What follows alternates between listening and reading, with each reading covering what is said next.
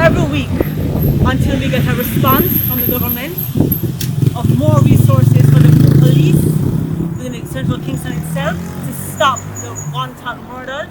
Every Tuesday we'll stand here as parliamentarians drive by to send a message that the women of Central Kingston are standing for peace. We need the peace so that liquor shop can run. We need the peace that children can study in peace. We need the peace so we can stop being stressed out and fearful. Over the last 6 months, different women, mothers in particular, have come to me about what is happening in the constituency. And I supported them in providing them with the messages. We worked together on what message we want to send to the government. But lastly, I wanted them to be out here and show Jamaica that on their own, they can fight and stand for their communities.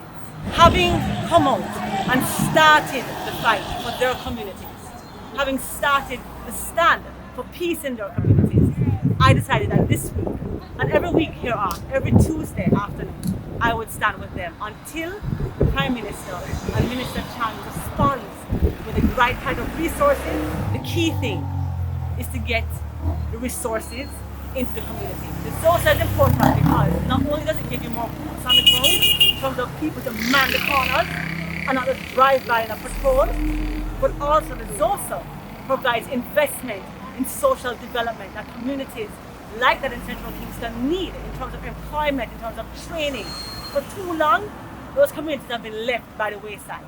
And so whether it is a ZOSA or just development and investment in the people, as well as more security forces, that's all we want.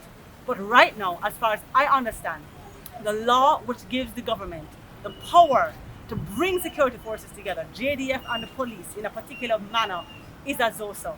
And we're not wedded to a particular means, we're wedded to an end.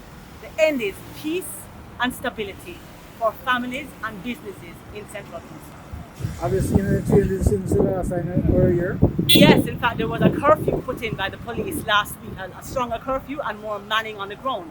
But unfortunately, even with that, there were 2 murders yesterday in the Raytown area. So the point is that despite there being a heightened response from the security forces, it still is not enough. There needs to be more coverage. The way in which the murders are happening is across various communities. You can't just follow it.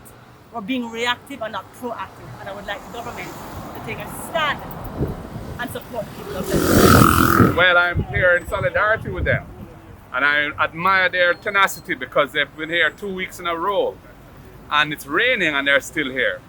And the truth is that the situation in Central Kingston is atrocious, and the powers that be must do something about it. We have the laws in place for that very purpose. They must be used so that people can live in peace and have some security in their life. So I support the call of our caretaker, Imani Duncan-Price, and all the others who are here, councillors, etc. You know, it's only right and just that they get theirs also.